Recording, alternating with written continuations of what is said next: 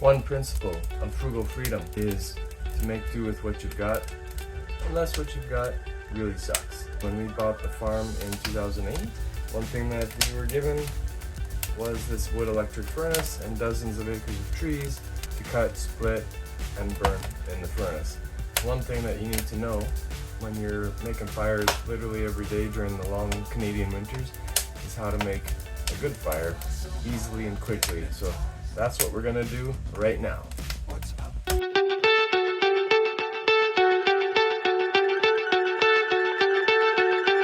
First thing I do is throw in a bunch of crumpled up paper. I have lots of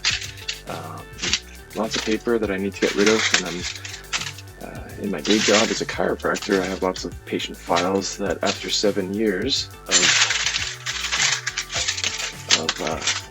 holding on to these files, we can finally get rid of them, but you can't just throw them in the recycling because it's confidential and private information, so I need to destroy them. And so I can either pay a company to destroy the files for me,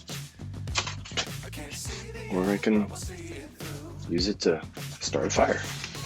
We start with a layer of paper, then I'll put just one layer of toilet paper on top, because this paper doesn't burn great. The toilet paper is amazing. And the key is, with this burn box, depending on where you're making a fire, this is our ash compartment here. And so I leave this door open when I'm starting a fire, and it just allows the air to draft in from below and then go up. So if you have a situation like that where you can get a lot of good airflow coming in from underneath, then starting with the small flammable stuff at the bottom and work your way up to the bigger wood on top, that's the way to go. You can also start the other way. If you don't have a lot of airflow coming in from below, you can start from the top down. You put the paper and the twigs and the leaves and toilet paper and little splinters of wood and stuff on the top and burn your way down. I got a couple of box loads of these little scraps of wood from a place down the road that basically gives them away. And so my method is to just keep crisscrossing the layers. So I got 2 pieces going that way, 2 pieces going this way, and I'll just keep loading it up that way because this burn box is fairly small. At this point I'll start the fire with my lighter in a couple of places, and I'll keep loading up the wood, crisscrossy style.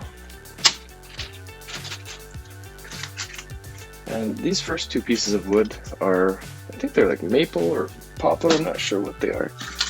But then after that, we got a lot of oak this year, so after those first 2 pieces, we're just gonna load it up with oak, crisscrossy style. And that's basically it. Look at that. It's beautiful. Can't go wrong. Super easy.